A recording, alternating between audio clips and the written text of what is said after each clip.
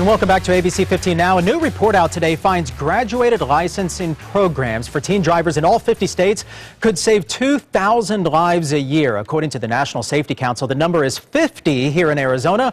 This report comes out as Congress prepares to consider a multi-year transit spending bill. Advocates of graduated driver's licensing laws are pushing for a $25 million a year in incentives to strengthen these GDL programs. They want to see the minimum age for a learner's permit be raised to 16 in states where it's 15 and a half. In order to get an intermediate driver's license, you'd have to have a minimum of 30 supervised hours of driving during this learning phase and wouldn't be able to drive past 10 o'clock at night. The minimum age for a full license would be 17.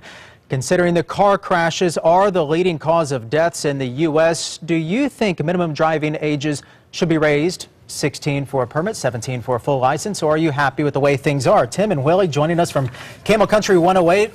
What's your take on this? I'll tell you what. Yes, I wholeheartedly agree. I'm a guy who has. I can't believe the two of you are agreeing for once on one single topic. Yes. Well, I have 4 kids of my own, and I taught 5 teenagers how to drive. 4 of them were girls, and you know, they're not bad drivers. They are just distracted drivers, and their immaturity sometimes I think is what gets them into a lot of problems. My oldest daughter, within a month of getting her license, got in a wreck. Another daughter, you know, they've all had, like right now, our insurance guy lives in the Bahamas. It's awesome. It's all on you. What is it you tell your kids? Keep your here's my tip for all student drivers and young drivers. As you approach every intersection, an accident is going to happen unless you avoid it. So keep your head on a swivel, foot over the brake, and engage the core. Engage the core. I like that. I have an 18-month-old, and I'm already terrified. I would be too. I think they should raise it to 17, not just so that not just for teenage driving and safety, but just because then it won't drive the parents crazy. Yeah. Let me play devil's advocate here. I got my license whenever I was 16, and I guess I turned out okay, at least behind the wheel. No major crashes, knock on wood here with me, nothing significant. So if it's fine for me, why is it not fine for my child? Well, I think, like I said, the kids today, it's more an issue of distraction. They crank the radio, they listen to their iPod and texting is a huge concern. Texting is just so dangerous. It's such a part of their life. Like, you know, I've made a promise to Jordan Sparks one day on the air. She had an anti-texting program, and I haven't ever since.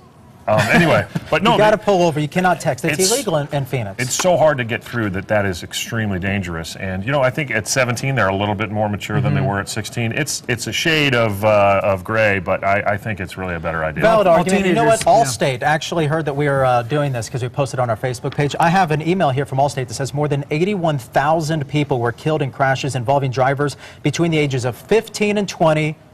From the year 2000 to 2009. That's pretty significant, 81,000 people. Let's hit the comments right now and see what our viewers are writing in and saying. I think the first one we have is from Ann. Yeah, Ann writes in my opinion, 18 should be the legal age for anyone to obtain a driver's license and 17 for a permit. Okay, Ann, I'm with you. All right, you got people agreeing with you here, Ann. In addition, a full driver's education program should be instituted in the high schools. Not a bad idea right there. Also, Joan writes in, no. Some young people, one of my grandsons, needs transportation to get to school. He's a very good driver, and it would impact his life dramatically if he couldn't drive.